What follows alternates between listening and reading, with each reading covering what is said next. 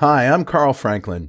In this episode of Blazor Train, I'm going to show you how to easily add SignalR to your Blazor apps so you can do real-time communication between all users. We'll start with a simple example, and then I'm going to show you something that will blow your mind. Clean up in car 5. And that's all coming up right now, right here on Blazor Train.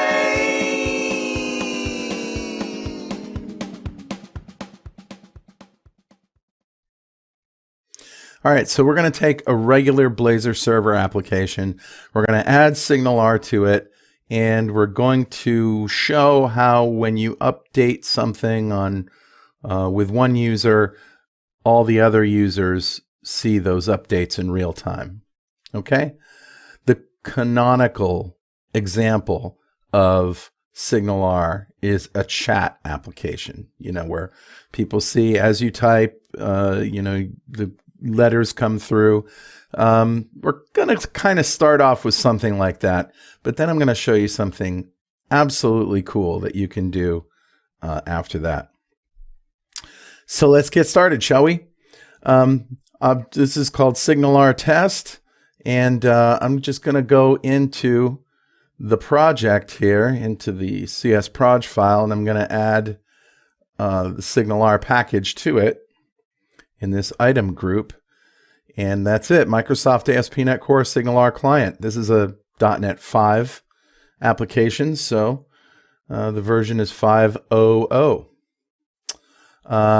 And if you want to be sure about this, you can just go to the NuGet package manager and find the latest version. But here in December, the beginning of December 2020, that's the version. Okay, so now we're going to add a hubs folder because SignalR requires a hub. And a hub is just a class that it has these exposed methods that when you call them, they can broadcast the message or whatever the data is out to all the other clients or to everybody. That's what a hub is. So we're going to add a hub here, and it's just going to be called test hub. Test hub. So this public method, sync message, you're going to pass it a string, and then what it's going to do is it's going to take all the other clients and send them this receive sync message command and pass the message. And so now all the clients can implement handlers for that receive sync message event, really, for a lack of a better word, and they can respond to it. All right, so let's go to startup because that's where all good things start. We need to add some plumbing here. Here's our using statement, both of them, SignalR test hubs and response compression. We're using response compression just to make sure that we're not sending more data around the internet than we need to. So right here in configure services, the first thing we'll do is add SignalR. And then right below add Razor pages, we're going to do our response compression, just like that. Okay, now we'll add to the configure event app.use response compression. And we're also going to introduce our hub right here, map hub, test hub. We're going to map that to the /test hub URL endpoint. Okay, now we need something in imports. You guessed it, SignalR. Now let's change the index page. It really didn't take any time at all, did it? So here's what we've got. We're injecting the navigation manager. You should be familiar with that. We're implementing async disposable because we have this disposable class here, this hub connection, and we want to get rid of that. So we're going to dispose that async at the end of life. So I've got a text area here, and I'm binding the contents of that to this message string. I'm also changing the bind event to on input, so on every key that message will change. And then I'm also handling the on key up event, and that's this text key pressed. So when text key press happens, we're going to call send async on the hub connection and call that sync message hub method. Right? Remember sync message? Right there in the hub. So every time we press a key, we're going to send the message, the whole string, up there. Now looking on initialized async right here, we've got a hub connection that we're creating from this factory, for lack of a better word, hub connection builder. And we're using the URL and calling build. And now this is our sort of event handler, right? Hub connection.on. And we're only accepting a string, but if there were more than one data type, like this, you just separate those in this part right here. And now you can add another, and then whatever. And so when we get this receive sync message, because take a look back in the hub, we're sending the receive sync message command. So when we get that receive sync message, passing the message, I'm just going to update my message property and then call state has changed, so the UI updates. And then I start, this is very important, you have to start the connection. All right, so that's it. Now we basically have these synchronized text areas. And in order to demonstrate this, I have to pull it up in the browser, and then I have to open another browser. So there it is, and let me pull that up in Chrome. Go away, don't try that again. Okay, now I'm going to start typing. Hello, Blazor. And you can see as I type, this one changes. Hello, back at ya. All right, so this is like the demo, that everybody uses SignalR, because it drives home the idea that you're doing this cross-user communication based on that hub, right? Now, what do you do? Why would you use SignalR? Not, if you want to make a chat app or real-time chat, that's great. And if you want to do, games or something like that, where you've got, maybe think of a card game or something. When you make a play, you send the messages to everybody else so that they can refresh the data, that kind of thing. But I'm going to pull up a demo of a tool that DevExpress makes for Blazor called the Blazor Scheduler. So look at this. This is kind of like, Google Calendar, but it's right in your application. You can move things around. You can create new appointments. As I say, you can stretch them. You can do all this kind of stuff, right?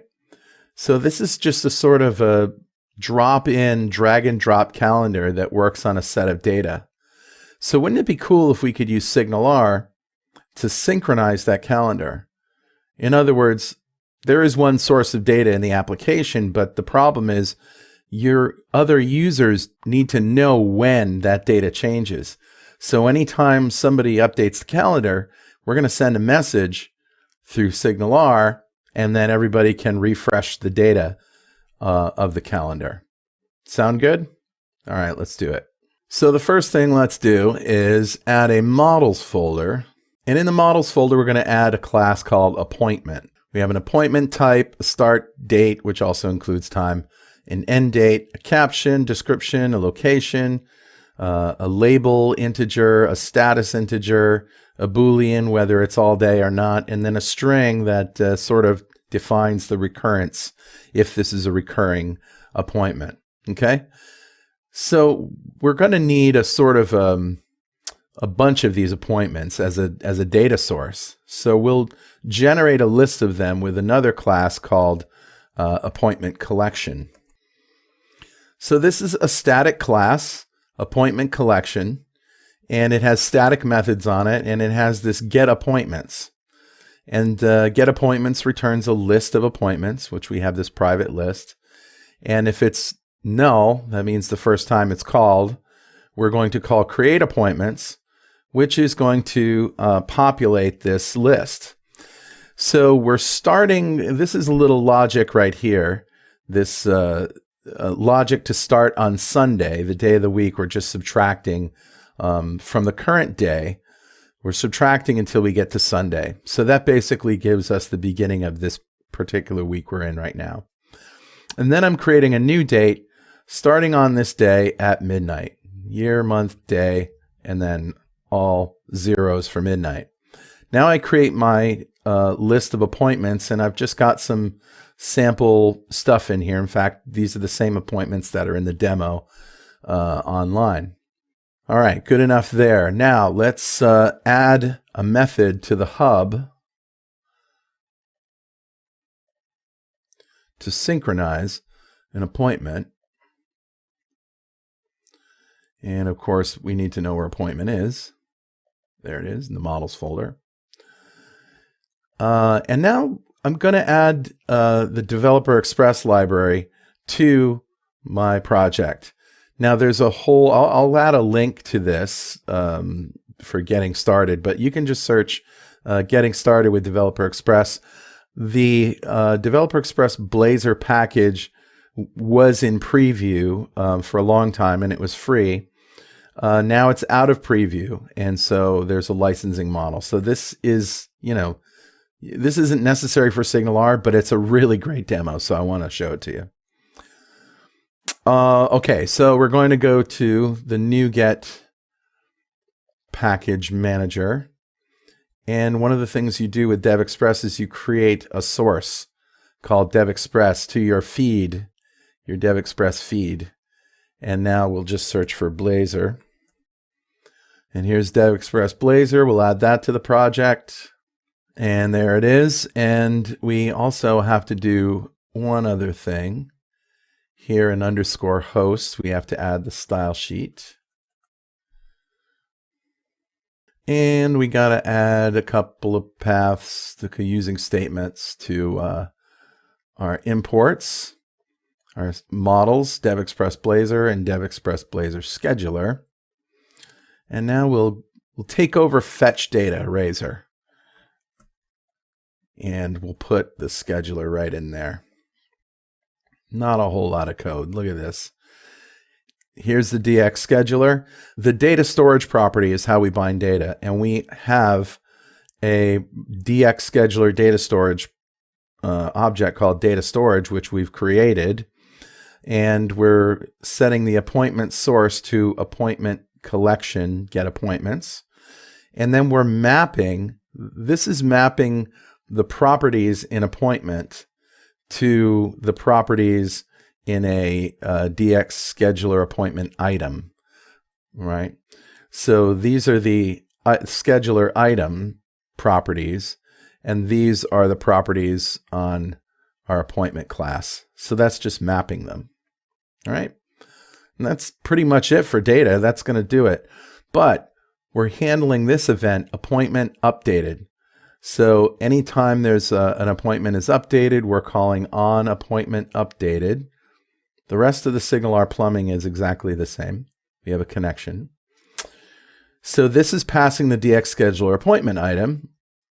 And we're getting the source object property of that to get the appointment itself. And then I'm calling my hub connection send async appointment updated, and I'm passing the appointment. And I have to call getAwaiter and getResult because this is an async thing, and I have to wait for it to be done.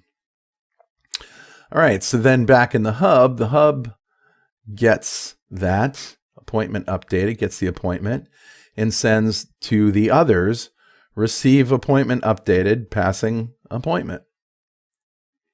So the other browser handles that right here. Hub connection on, receiving an appointment, receive appointment updated. And this is the magic right here, data storage.refresh data. Go get that data again. And then call state is changed. And if everything was done correctly, this should work.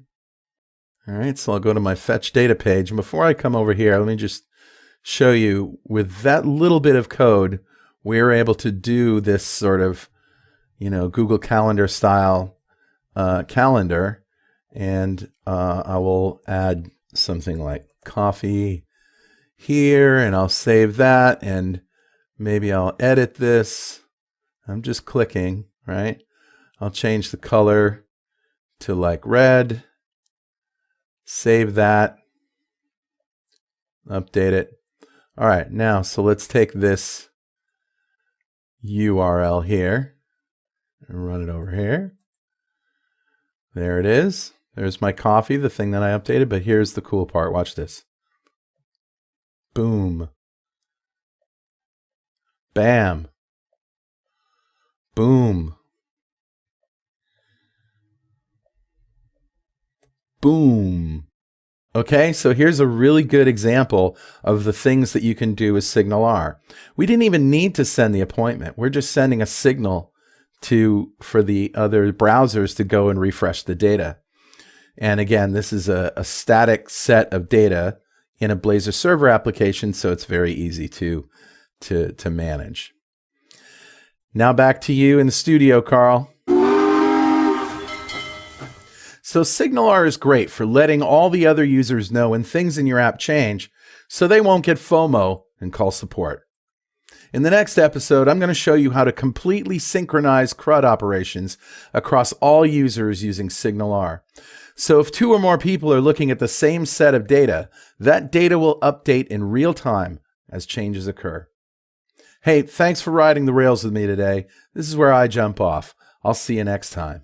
Blaze a train!